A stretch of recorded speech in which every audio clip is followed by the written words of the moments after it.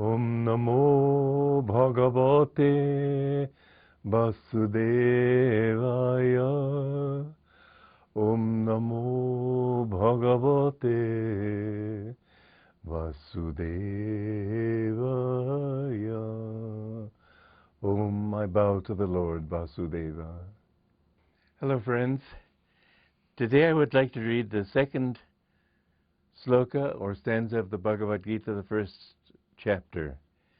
Sanjaya replied, Prince Duryodhana, material desires, on beholding the Pandava army opposing him in full battle array, anxiously approached Dronacharya, habits or past samsars or mental tendencies, Duryodhana's guru, since material desires are directed by past habit, and spoke as follows.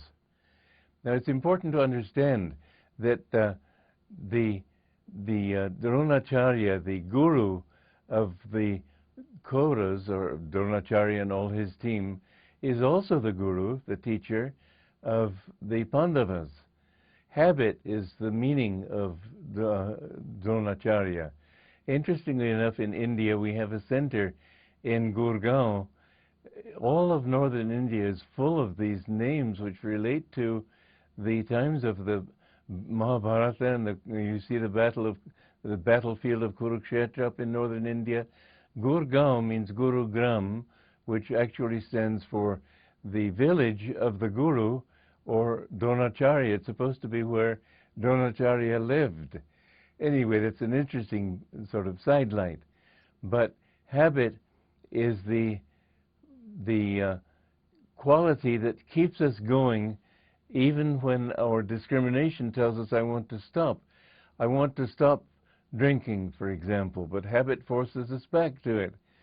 There's a very interesting story, a true story, of somebody who was bound by the habit of drinking, and he would give it up and then end up taking another nip and go back to it.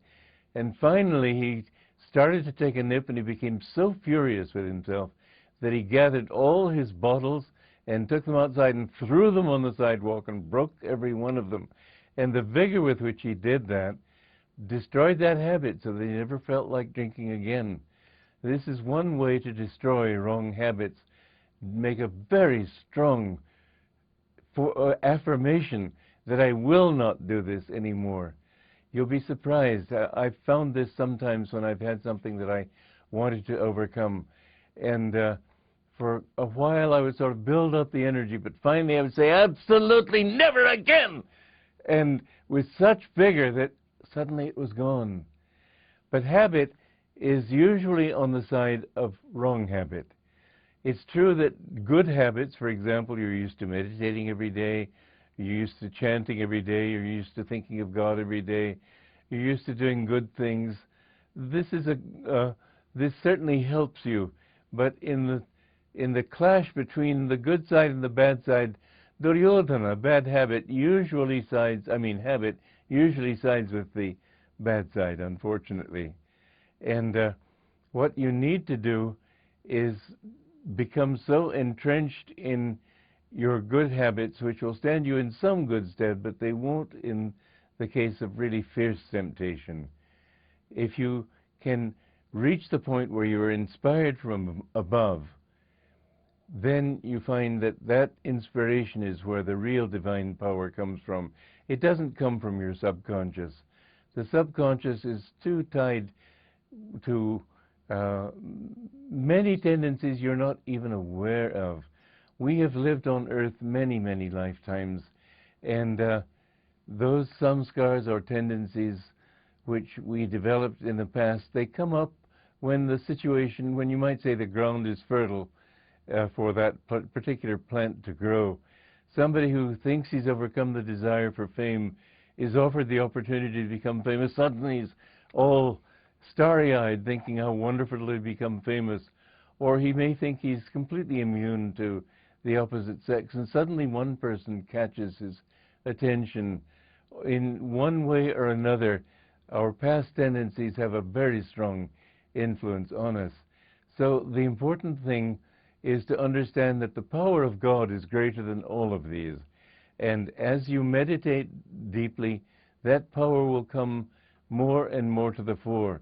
In the beginning, the spiritual path is difficult, but the longer you go into it, it's not just habit that comes on your side, but more you feel, as Yogananda put it, until efforts end in ease. The struggle of advancing, the struggle of meditating finally becomes so enjoyable. There's a friend I met, well, he was sort of a friend. I met him, and that made him a friend. Anyway, he told me that he had been alcoholic, and he decided he wanted to know God. And he took initiation from Yogananda. And his friend said to him, "What are you doing, taking up initiation when you can't give up drinking? What's the use of doing something like this?" And he said, "I can't give up my bad habit, but at least I can do something right." And so he would sit every day with a glass of whiskey in one hand and his kriya beads with which he counted his kriyas in the other hand.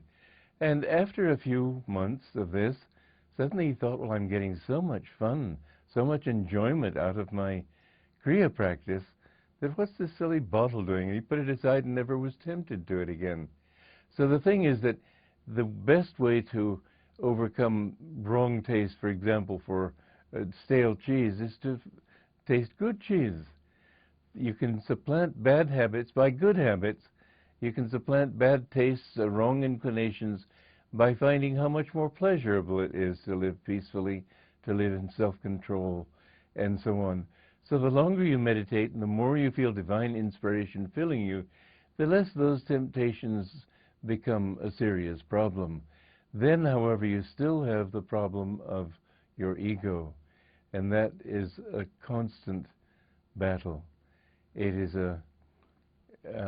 until you overcome it, and it's interesting in the Bhagavad Gita and in the Mahabharata, it speaks of Bhishma, grandfather Bhishma. He stands for the ego, and he has the blessing to not die until he gives his own body up. And at the end of the battle of Kurukshetra, he's there, the war of Kurukshetra, I should say, he is there, and lying on a bed of arrows. He's been riddled with them, and still they won't kill him.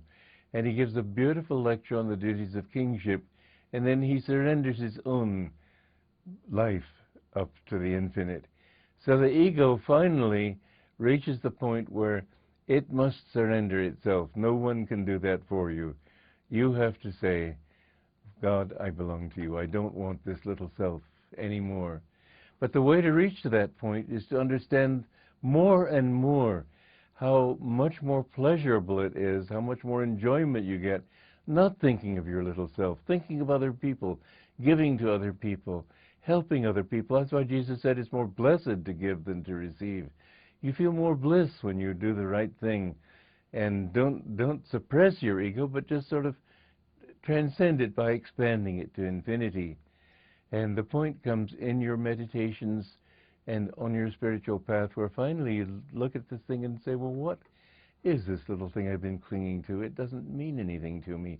Because you see that to give him the credit for everything, to know that God is the real doer of everything, there's much more satisfaction in that than this little thought that I did it, my little ego did it, and don't you think it did a good job?